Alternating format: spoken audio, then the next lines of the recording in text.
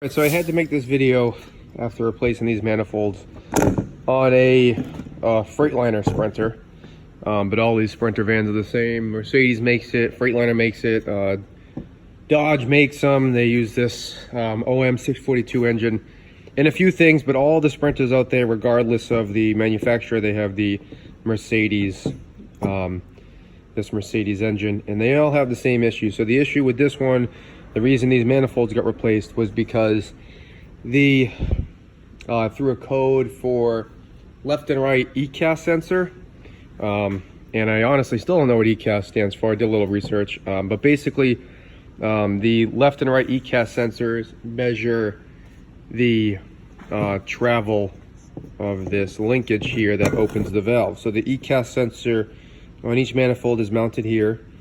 And it would be easier to tell if this rod was still on here. But so you have this linkage, right, that goes across here, and then the sensor sticks down this way, and it just measures the travel of this linkage. So you get that code when, one, this sensor is truly bad, which I've found is rare. I've done a few of these. Or when this linkage seizes and doesn't travel. So the actuator will move it, but the linkage won't move. And the reason it doesn't move is because these things are seized. These intake runners here, they're called butterfly valves on a lot of the in a lot of the manuals. So this one you can see moves freely here all the way around like it's supposed to. This one is seized completely, and then the same here. This one's free, and this one sees too. So you got the two center ones that always seem to move freely, but then the rest of them seize. And then what happens is this plastic linkage breaks that I was talking about, so you could see because I had popped it off. But so this is where the sensor sits. These little metal clips is what the sensor measures. So like in the fully closed position, these line up, everything's good. So that left and right EKAS end position measurement faulty or something like that, whatever the code is correlating to these left and right EKAS sensors. And on this one I had to take the bracket off too, but it was in the same spot, is because these don't match up. And that's usually, like I said, not because of this clip or this sensor, but it's because, you know, these get seized. The solenoid, which I'll put this together and I'll show you how that works in a second, is controlling these open to move this link, to move this arm, actuating arm, left or right, open or closed, which will open and close these valves. So anyway, to get to the bottom of it, like I was saying, these seize. These manifolds were in my high temp parts washer for 3 hours, and they are just completely seized. This won't open now with the linkage. This one, remember, before was free, but now none of them move if even one of the three is seized. And that's the problem that you have. You'll also have like a no boost condition, which is weird because you won't get a check engine light for that, or I've never seen one relating to the ECM recognizing that you don't have boost because these aren't opening, but it does throw that code for the in position sensor not lining up. And then the same on this one, like I said. All right, so it's oriented the same exact way. So when these are together, I'm going to try to put these together here. So when they're sitting in the vehicle, let's see if I can do this. I'm just using like a rag. So they sit like this, okay? With my thumb here, with my hand towards the front of the vehicle.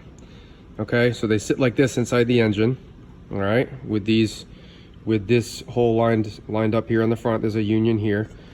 All right, so that's how they sit. Thermostat here, and the turbo is right here. I would have liked to take a video doing this procedure, but it's honestly such a pain in the butt that I don't know that I would have got all the footage anyway.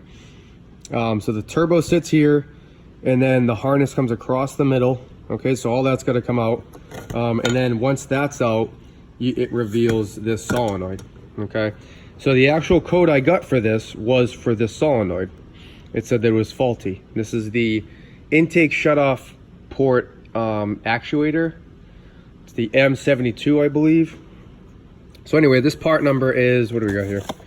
Oh, that's the fuel filter. Well, this actually came with the new intake manifold, but I'm looking for a part number on here.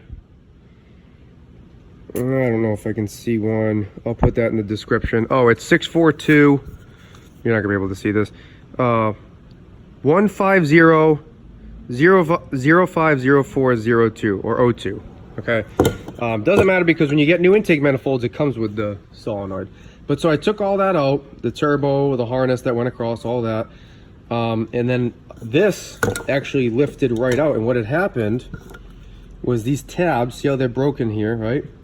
They were broken. So this thing was just in here floating freely. So whenever it would get the signal to turn and actuate these rods on either side, it would just sit in the middle here and it would just rotate. And the reason this broke, these tabs broke, was because of the tension caused by these seized valves. So that's what happened. It all starts with these valves. They get so gunked up, and this 3.0 V6 Mercedes diesel only had 214,000 miles. It's not a lot, but that's what you get. Like, I mean, the gunk before the parts washer was just incredible. It was way worse than this. And if you take these off, you'll see. But there's really no saving these. You could soak them in oil for a couple days and see if that does it, but then you're risking a 12-hour job for something that might happen again. Because who's to say these won't seize up in another 10, 100,000 miles? To me, it's not worth it. So we just bought new ones. But that's where it stems from. So the actuator here, you can see down on this side, it's got these actuating rods, right? This one actually broke, but that one went to here, okay, on the underside, and it would signal it to open, and it just can't go anywhere. It can't. These, like I said, these are seized on both sides. They're seized. So the first thing to give was these tabs, and that's where the force would go from the solenoid, and it would just rotate like that freely in there. So originally I just got one of these, figured out what was going on. When these, like I said, these are oriented on the engine like this, okay? So these rods are a little hard to get to, but you can reach your arm down here, reach your hand down here, and if these aren't seized, you can freely, I mean, these are like butter to move. So if you get all that out and you reach your hand down here and this linkage won't move, then your valves inside are seized. And at the very least, your manifolds have to come out. After all, the good news is after all this is out, this isn't very hard to get out. You got, I think 1, 2, 3, 4 bolts here. And then you got 1, 2, 3, 4, 5 bolts up top. And they're pretty easy to get to if you're already at this point. But then, you know, you need O-rings. You need an intake manifold gasket. And you need all that other stupid stuff. And it's not too much more of a pain. If you already got the turbo out, that's really the biggest part. But it does suck because these manifolds are about $1,000.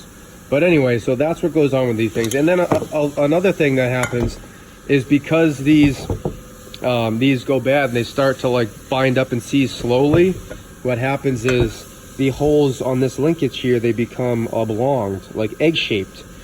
So then what'll happen is, instead of, you know, like in this case, these tabs snapped, what'll happen was these circles will become egg-shaped and oblonged. So this linkage will move freely, but the valves actually aren't moving because these are not grabbing anything. So that's another thing you got to check. If you reach in here and these are moving freely, you still kind of you got to get eyes on to make sure that the valves are opening. But anyway, so the reason for this video, if you have any issues with like the left or right EKAS, the intake port shutoff actuator, or if you just have a no boost condition on an OM642 Sprinter engine with a 3.0 V6 diesel, this is going to be your problem. At the very least this, but it wouldn't be a bad investment to just get these out, clean them up, look at them, and maybe just get a new pair, because after you get new intake manifolds, these engines will go another 200,000 miles. So it really is an investment. Like I said, parts are about $1,500 for everything. Fuel filter, gasket, stuff like that.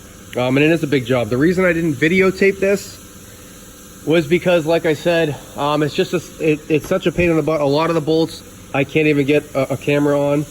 I think there's 9 or so bolts that have to be, I mean, the X pipe on the back of the turbo is impressive. And there's about 9 bolts. It goes out this way. You got the clamp coming in for the exhaust, for the inlet for the turbo, and then you have I think 2 bolts down here. You got 2 going this way, you got 3 going this way, and maybe 3 more down. It's a pain. So that's the reason I didn't videotape the procedure, but you can find it online pretty easily. But again, it's just steps. There's no video. It's just steps, you know, disconnect this. But once the turbo is out, turbo lifts right out. Once you get all those exhaust bolts, that's the hard part. Everything else will, you know, unclip and unbolt. You throw it to the side, and then you have this. So that's the hard part. But if you have any questions, leave them in the comments. I'll try to answer them. And we'll have another video soon.